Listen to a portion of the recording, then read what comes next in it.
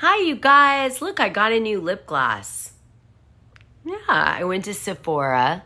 Look, it's like this. I wanted like a shiny lip gloss, but I didn't want a goopy one. And I asked the guy in there, he was like this hot gay guy. And I said, what is the best lip gloss in Sephora for a shiny lip that won't feel goopy? And he said this one, and he pulled it out of his pocket. He was like, oh, I use this one. And I was like, that's the one I'm buying, because he like bought it and uses it. So it's this one, and they have different flavors and color tints. So this one's vanilla mint. Yeah. If I can find it in the YouTube affiliate thing, so you can just like click on it and buy it, I'll put it in this video. Why not? Could buy it for somebody, and then I get like $1 or something. Yes, $1. I love it. Are you guys getting in that holiday spirit? Don't forget I have a cameo. Somebody asked me for a Christmassy birthday one today. That was cool. And I have fun with that one later. So the internet went ablaze during Real Housewives of Beverly Hills tonight, because I guess this came out of Kim Richards on a blue carpet for DirecTV for some Christmas promo thing. And she looks like she's fallen over or falling down, or she's getting up or something. It is the strangest blue carpet picture that I have ever seen. I don't understand why Amanda would take this picture. But the fans were worried about Kim because she was in such a weird position during the photo, and it was so unusual, and they just hope she was okay. But I think she's all right. Take a look at this video. I know this sounds crazy, but I had a dream 2 weeks prior that they were getting separated or divorced. And Kathy called. I said, I think Kyle's getting a divorce. She goes, no. And I said, Kathy, I dreamt it last night. I dreamt it since I've been working in her. So I feel things a little bit more. She goes, Kim, oh, stop. And I said, I hope not, but I think I'm right. And then 2 days later, it came out in the paper.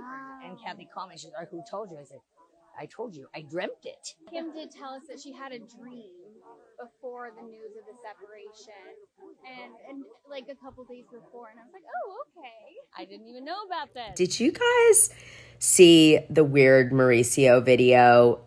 I talked about it on my live with Kim D from Real Housewives of New Jersey this week. We did our 3rd live together, you guys. And I swear last week's was my favorite. Okay, so here's how you get to the Kim D interview that we did on Real Housewives of New Jersey and Real Housewives of Beverly Hills this week.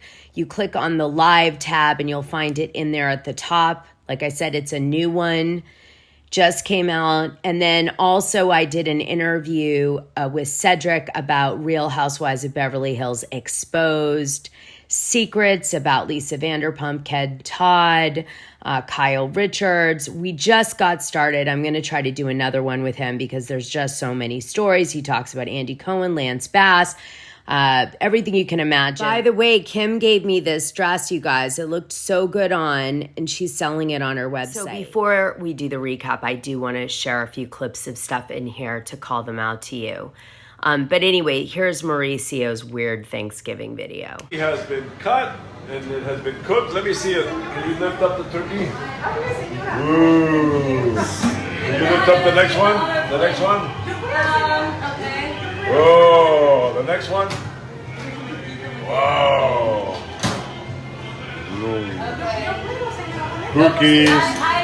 Cookies, an extra turkey, cranberry. We are good. I mean, can you tell that Kyle's like hiding, not really trying to participate in that video, like hiding under the pot, like not at all interacting with Mauricio, and seems almost annoyed that he's doing this video? And why has he become such a ham? What has happened to him? I think she's grossed out by him, just saying. Okay, here's another really important one to call out at the beginning of this video. This is in tonight's episode that I'm going to recap. This is Garcelle saying, in a way, that she has seen Dorit wear jewelry she thinks Dorit alleged was stolen. And it's pretty bold to say it on here. So, I mean, to say it on a confessional video in our world. So I was just kind of like, wow, Really? I mean, it's a pretty big allegation. Now, she might say she was kidding later, but I don't know. Very sad. That she's wearing now. That's not her usual ring. I don't pay. No, it's brand new. Did you get a new ring? Oh, look at you, little detective. This is a new ring. Thank you. Oh, you love sapphires, that's why. I love sapphires, and I don't miss much. I don't even know how Sutton even noticed that Kyle was wearing a different ring. I never pay attention to that. The only time I noticed jewelry is when, after the robbery, Dorit still had hers. So Dorit is going to try to get rid of these rumors in a future episode, but for now we've got maybe that Kyle's gay with Morgan Wade that the producers are playing up, that Kyle might be having a nervous breakdown or a midlife crisis. We also get this sense that maybe PK and Dorit are not having a good marriage, or maybe Mauricio has cheated on Kyle, or maybe Kyle and Mauricio are separated or getting a divorce. We don't know. Like, there's all this rumors going around right now. Ooh, finally a good one. Season 13, episode 6. I'm going to take you on a wild ride on today's show. There's a lot of hypocrisy in tonight's recap. Let me start you off with the first one. We have this whole weird confessional happening with Dorit Kemsley. She's talking about how she can't stay on budget and that she talks all the time to her and PK's business manager, and he's telling her to stop spending, but she just doesn't listen and tunes him out. But what was really strange about this is PK is supposed to be a business manager. So why does PK have his own business manager if he is a business manager? Does that mean there's someone better than the job he's doing? It's kind of a strange thing. Also very strange that Kyle Richards chimes in at some point in the beginning of the show that she needs to do a business plan so she can stay on budget. This is really odd because business plans are for businesses to project your operational cost and profit. So I was like, why the hell is Kyle wanting to do a business plan for herself? She's been watching Paris Hilton too much. The women start off the episode just gossiping about each other. Kyle is gossiping that Sutton is drinking in the mornings too much and has a drinking problem and is trying to out her on the show, and she's enrolling Dorit and Crystal, but Crystal is playing both sides. And then we have Sutton, who thinks that Kyle's hiding her marital issues and potentially Mauricio's infidelity. And she's trying to get Kyle to say it on camera so everybody can talk about it. And so Kyle and Sutton are essentially chatting to everyone they can about other person's dirty laundry, hoping that it's going to come out on the show. And although Dorit plots with Kyle against Sutton about her drinking, she shows up at Sutton's house soon after to help Sutton choose a man for her to date. And she's oddly criticizing Sutton on a lot of things to do with dating, which is odd because Dorit ends up with PK Kemsley. And Sutton actually drags PK, and rightfully so, because she's thinking to herself, PK's no hot commodity, Dorit. Why the hell should I even care what you're telling me? Actually, look who you chose. And then she made a joke, something like, I should lower my standards. Sutton's winning me back on tonight's episode for sure. So Sutton doesn't really get anywhere with her matchmaker. She keeps being shown these rich CEOs that are very LA in nature, and Sutton's not really that interested in them, and she's swiping and swiping. And the women are like, give it a chance, try hugging. And she makes fun of one guy's outfit because he's all in black. And then Dorit's like, that's the pot calling the kettle black, because Sutton wore a kitty cat sweater with her date with Sanjeet. But, he wasn't that great a catch. Yeah, no, Sanjeet wasn't. Not in real life either. So there is a moment where Sutton zooms in on one of the CEOs of this rich matchmakers group's crotch, and she's trying to see if he has a good package. And Dorit's shocked and appalled at this because, I mean, why would you care about a guy you're dating or married to's package? You're not going to be sleeping with him much. Okay, that was shade. I couldn't help it. All right.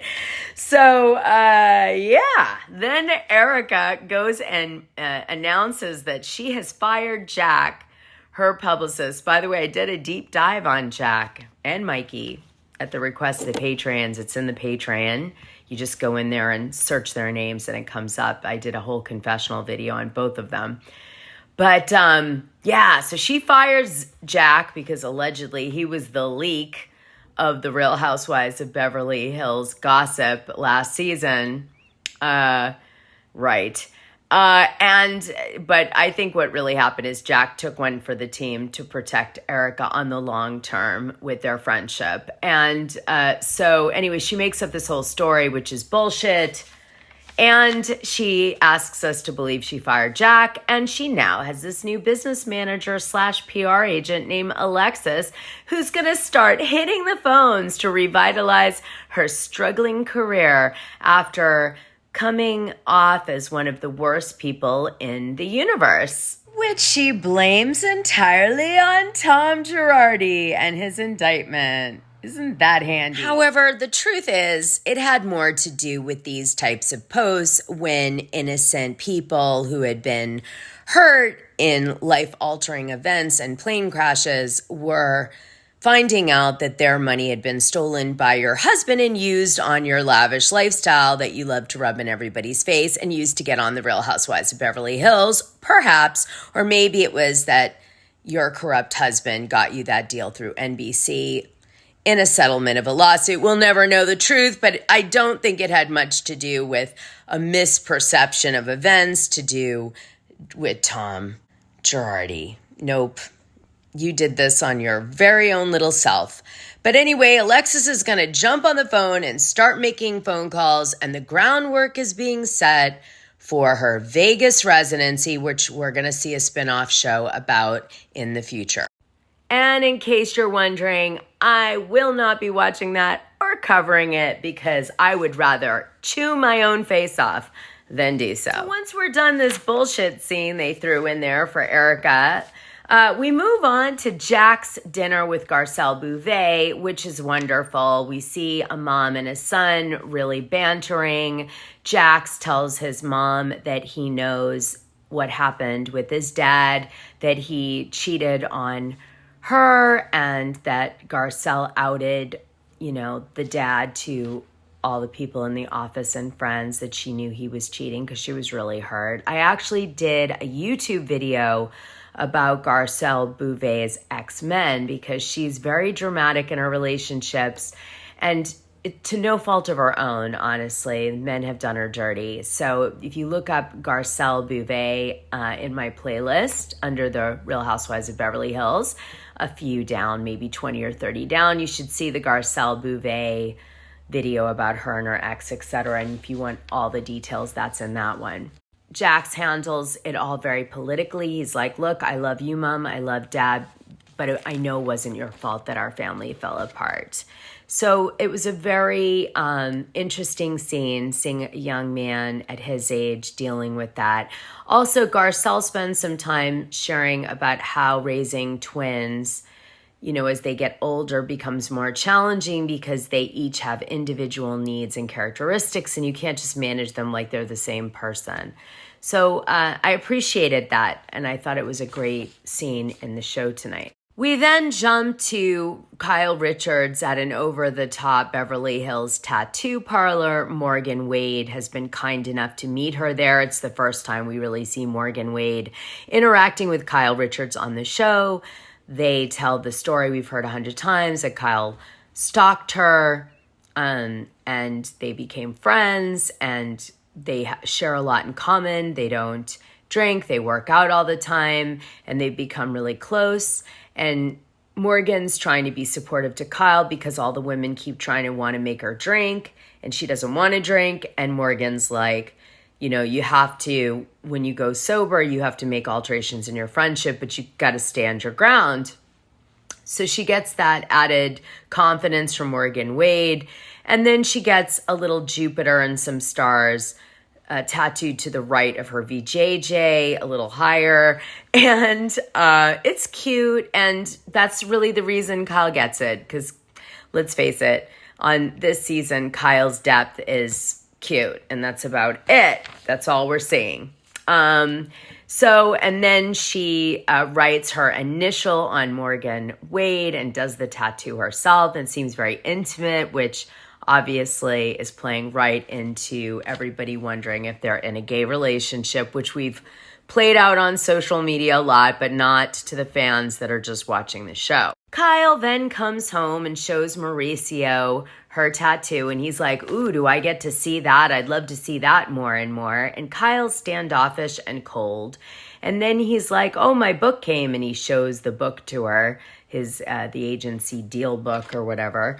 And Kyle Richards like, oh, I haven't finished it. And he's like, you haven't finished it? I sent you the whole book like ages ago in a digital format. And Kyle's, yeah, I didn't finish it. And then she's like, I like to feel a physical copy of the book and then read that. But you know what I got out of that is that maybe Mauricio hasn't read Kyle's book. You know this one from 2011? Don't think he's read even one page of this one. Just saying.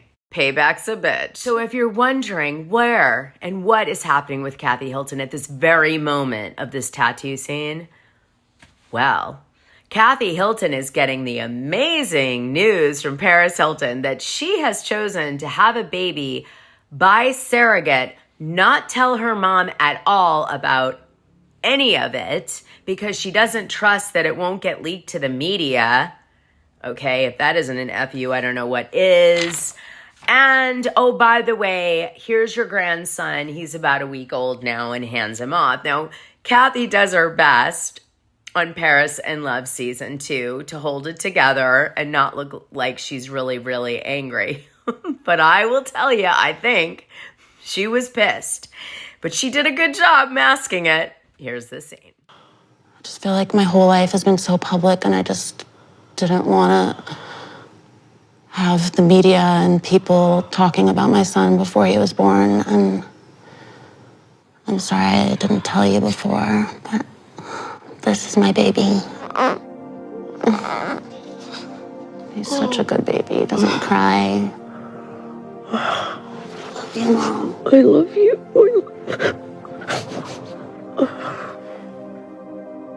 Do you like his name? What? I didn't hear it again. What is it? Phoenix Baron Hilton Reen. Oh, his voice. He's such a good baby. I didn't see you, Angel. He's so gorgeous. I cannot believe it. Paris, this is the most special, most exciting thing in life. I'm so happy. Your whole life's going to change. I know. Because this is what matters. I know. I have to feel bad a little for Kathy. She has cleaned up her kid's shit for years, and this is the thing she gets. My goodness. I mean, every time I do a deep dive on Conrad, Barron, and Paris, I find more and more stuff that they've done wrong. And Nikki, but her the least. But I mean, geez, this woman has been put through it. So by the way, Paris announced this week that she's having another baby by surrogate, a little girl. So Kyle Richards decides to have an edible dinner party with an herb chef where you can have, I guess, different pot liquid put in your food and you can get high or not. And they ask you not to drink when you're having the food, or you could just not have any pot or any drinks. I don't know. It was all very confusing to me, but you had to really pay attention to this dinner or you could just end up dead on the sidewalk. So we have an unusual crew get together. I felt a little left out on this one. I kind of felt like I could have joined this dinner party. Faye Resnick was there. Camille Grammer, a.k.a. Camille Meyer, was there. Denise Richards shows up. She comes with Camille. We also have Cynthia Bailey make an appearance. And then we have, who else went? Oh, the newbie, Anne Marie Wiley, who's Kyle's neighbor. She's invited in, and she's the new housewife. And unfortunately, this put a damper on her first appearance of Real Housewives of Beverly Hills this week, because her husband, Marcellus Wiley, just got accused of the R word back when he attended Columbia University, and they're suing right now as we speak. This week, just announced him for this. Yep. Anyway, we have an awkward moment where Denise Richards and Camille walk in the house. They greet Kyle. Camille sees Faye. Faye sees Camille. They're both like, oh God, we have to interact.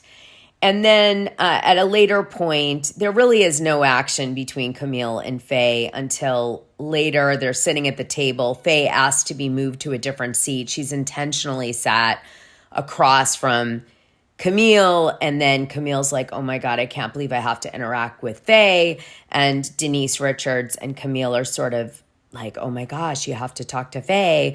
And Faye is just like, I'm having none of this nonsense. She gets up and she says, I want to move. I'm not going to sit across from Camille. And she kind of kills the drama the producers are trying to create and sits next to Crystal on the opposite end of the table. They do a shout out to Allison Dubois from season 1. That was a big week for season 1. And with Cedric and Allison and all that. Wonder how Allison's doing. Anyway, so that's it. It's really boring and not interesting. And I'm like, come on, Faye, just give her some shit and, for old time's sake. Wish I'd been there. I would have egged it on. So then Kyle and Sutton have to deal with the tension really bad. I kind of know what's going on here. I think Kyle's a little jealous of Sutton and Garcelle. And I think she feels like they get a privileged edit. And when that happens, never a good thing with Kyle. So anyway, Sutton pulls Kyle aside in this side office room in her estate. And Sutton tries to tell a story about how her husband wanted to move to London and have her and her son move with him so he could keep seeing his son 50-50 because he got a big job opportunity over there. And then decided that he would let Sutton stay in LA and keep the son full time, but that he was leaving for London. So they went from you have to move Sutton and kid to London to, okay, you can stay, but it's tumultuous and it sounds like it's going to be legal and she thinks she's going to win and get more child support. Anyway, it does seem a bit out of touch. Sutton lives on an astronomical amount of money. She's worked for her money to a degree, but nowhere near what she earns. Nowhere near it. I don't care what anyone says. So the bottom line is she's detached. Kyle, at the same time, is in the room and she's like, what are you trying to get me to say? What are you trying to get me to say? Because Kyle wants Sutton to call it out so that Sutton will look like a bad guy for calling Kyle's marriage in question and saying Mauricio cheated because she thinks it'll turn the fans on Sutton.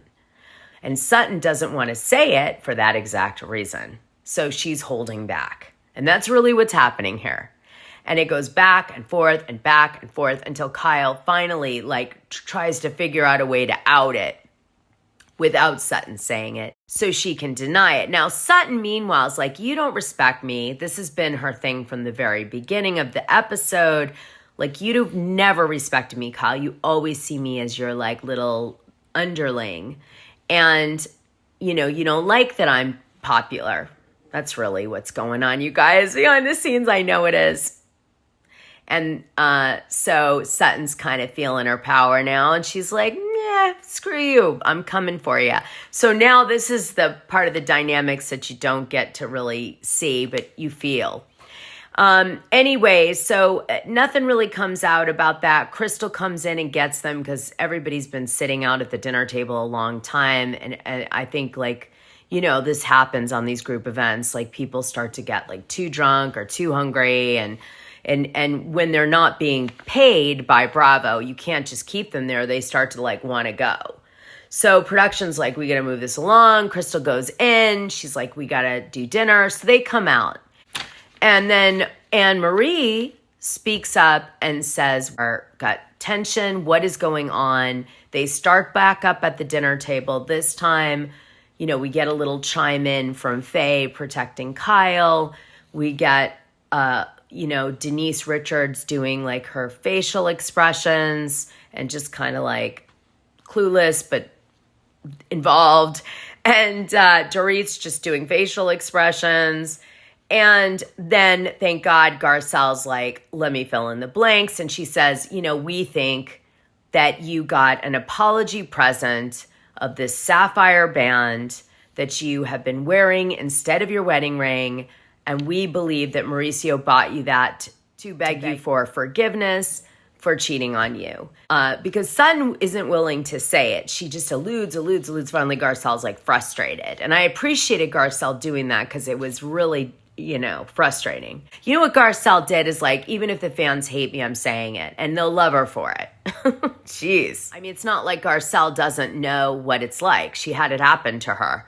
So anyway, then we get to some really good TV where the women truly start to share some of their stories of when their men cheated on them, i.e. Camille, Grammar, and the presents they got. And Garcelle said, I got a Diamond Cross, and Camille said, I got an Aston Martin, and everybody starts to bond and connect on real stories, which is great. It's like real TV. Let's do it, kids. This is what everybody loves. And then Kyle is, you know, denying, but she's also saying, I am having marital problems. But she doesn't go, like, she goes so little. She gives us so little. And then Sutton, at this point, seems satisfied, backs off. But then Kyle throws one last wrench in, which is like, you don't eat. And you shouldn't be criticizing my diet or physical activity or whatever because you don't eat. Now, she does this because the point is another symptom of having an alcohol problem is you don't eat, you drink. So this is her calling it out. Again, just in case anybody missed it.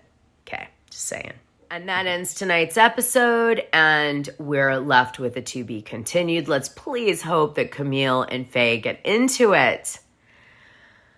All it would take is Faye saying to Camille, I didn't appreciate you creating a lifelong meme of morally corrupt Faye Resnick.